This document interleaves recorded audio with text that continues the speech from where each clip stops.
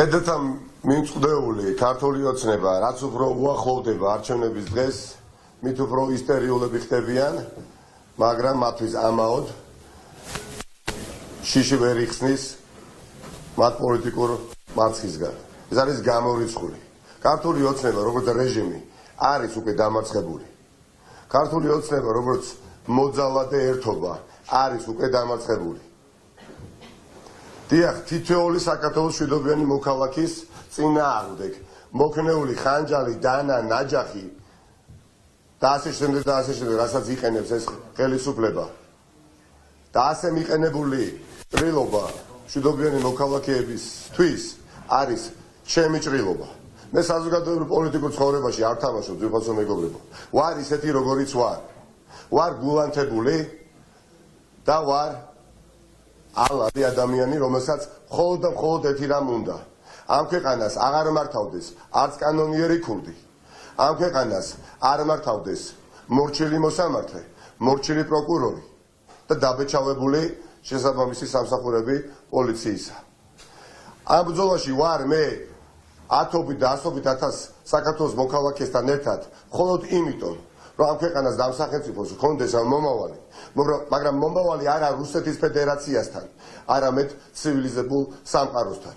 ამ ბრძოლაში გულანთებულები ჩვენ ვართ მხოლოდ და მხოლოდ იმიტომ, რომ ჩვენ შვილებს და შვილიშვილებს დავუტოვოთ შანსი იმისა, რომ მათ თავისი წილი აგური დადონ სახელმწიფოს მშენებლობის პროცესში. ვერასოდეს, ვერც ბავშვობაში, ვერც ახალგაზრდობაში, ვერც ახლა და ვერც შემდეგ, ვერასოდეს ვერაული და ვერ ჩაული გვერდს მოძალადეს, რომელიც ძალადობს მშვიდობიან მოქალაქეებზე, ბავშვებზე, ახალგაზრდებზე და ჭარბ ადამიანებზე. და აი ამის შემდეგ გამოდიან და ურცხვად საუბრობენ, რომ თითქოს მსხვერპლი არის საკუთარი თავისთვის მიმყენებელი და დამაზიანებელი საკუთარი ჯანმრთელობისა. ვერასოდეს ვერ შევეგუები, ვერც ბატონ კობახიძეს, ვერც ბატონ ივანიშვილს, ვერც ღარიბაშვილს, რაც არ უნდა ზონდერები, რაც არ უნდა კრიმინალები, რაც არ უნდა დაშანტაჟებული ადამიანები ყავდეთ ამ ქვეყანაში, ვერასოდეს ვერ შევეგუები იმ მძიმე რეალობას, რომელსაც გავყავართ დასავლური სივრციდან. დღემდე მე ხშირად მოგიწოდებდით, ვთხოვდით, რომ მოსულიყავით რეფერენდუმზე. მიგეღოთ მონაწილეობა უნიშნულოვანეს კეჭისყრაში, სადაც უნდა გადაწყდეს ამ სახელმწიფოს ბედი, მაგრამ დღეს მე როგორც არასოდეს დავწმუნდი, რომ ყველანი ერთად, ერთმუშტად შევიკრებით და მივვალთ და დავამარცხებთ უტიფრობას, დავამარცხებთ მოძალადეებს. ნებისმიერ თქვენგანმა ძალიან გთხოვთ, ერთი წამით წარმოიდგინეთ საკუთარი თავი ერთ ულამაზეს სოფელში, განთიადში, სადაც მშვიდობიან საარჩევნო კამპანიისთვის, შეხვედრისთვის ემზადებით და 30 ზონდერი გესხეთ თავს და დანებითა და ხანჯლებით გისწორდებიან და ამის შემდეგ გეუბნებიან, რომ შენ ახარ დამნაშავე. ერთი წამით წარმოიდგინეთ ღმერთისგან გადარჩენილი იმ ორი ადამიანის ადგილზე საკუთარი თავი. როდესაც 24 საათის განმავლობაში ქართული ოცნების პროპაგანდა იმაზე საუბრობს, რომ თავად მოაწყდეს ეს პროვოკაცია. არ ვიცი ვინ როგორ ფიქრობს, მაგრამ მე არ ვაპირებ შეგუებას. არ ვაპირებ არც ერთ დღეს, არც ერთი წუთით და არც ერთი წამით შევეგუო უსამართლობას. მე პირველივე დღიდანვე მახსოვს 2014 წელს, რატომ ჩავერთვე პოლიტიკურ პროცესში და რა იყო ჩემი მიზანი. ჩემი მიზანი არ არის რომ ვუყურო მოძალადეებს როგორ ბოგინობენ. ჩემი მიზანი არის, რომ ეს ადამიანები ჩამოვაშორო ხელისუფლებას. ეს ადამიანები პირველ რიგში წყეობისგან გავათავისუფლო ბიზინა ივანიშვილისა. ვერ წარმომიდგენია, რომ ქართული ოცნების რიგებშიც კი მოსწონდეთ, რასაც აკეთებს ქართული ოცნების სამსახურში ჩამდგარი სუსი და სუსის თანამშრომლები.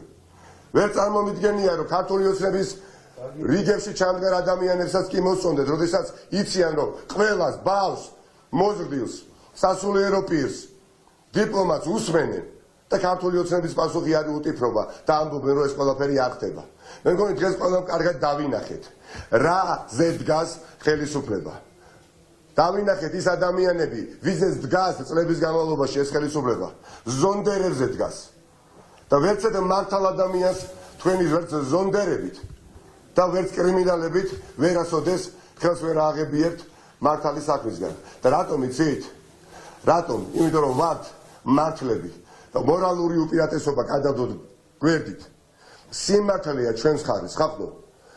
პატივია ჩემთვის ვიყო იმ ბრძოლის ავანგარდში, როდესაც ჩემი მოწინააღმდეგე არა პოლიტიკოსი, არა პოლიტიკური პარტია, არამედ არიან მოძალადეები, რომლებიც გამოიყენებენ ყველაზე შემზარავად ამორალურ სახეობას დანაშაულისა.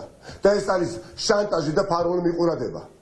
არ ვაპირებ თედის მოხრას, არ ვაპირებთ უგანდახევას, ვაპირებთ გამარჯვებას 2 ოქტომბერს ქართველი ხალხის სახელით და 2 ოქტომბრის შემდეგ დიახაც, ამ ქვეყანაში შესაძლებელი გახდება ნორმალური პოლიტიკური საზოგადოებრივი ცხოვრების წარმართვა.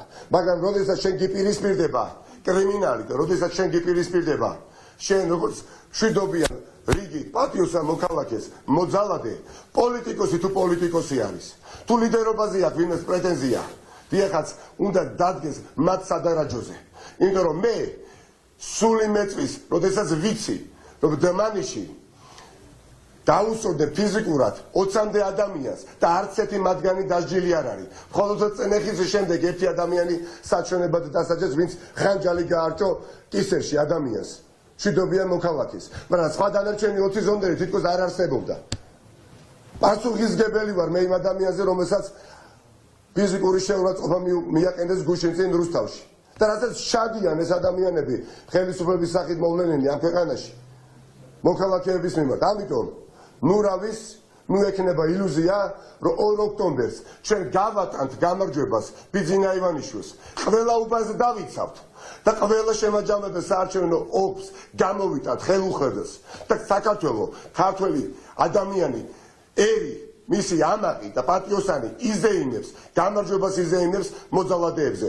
ეს არის ის, რაც მოხდება 2 ოქტომბერს და 2 ოქტომბერს დაიწერება საქართველოს ისტორია. ჩვენ ყველანი ვწერთ ისტორიას 2 ოქტომბერს. დიდი მადლობა და გამხნევდით, ხახტო, ვერც ერთი მოძალადე, ვერც ერთი კრიმინალი, ვერც ერთი პროვოკატორი ჩვენ ვერ გადაგვახვევინებს მართალი და ჭეშმარიტი გზიდან. ეს არის 2x2 4, გამაგდით, გაუძელით. ვერც ერთი მოქნეული ხანჯალი და ვერც ერთი მოქნეული დანა ამ სახელმწიფოს არსებობას ვერ შეაწყვეტინებს. დიდი მადლობა.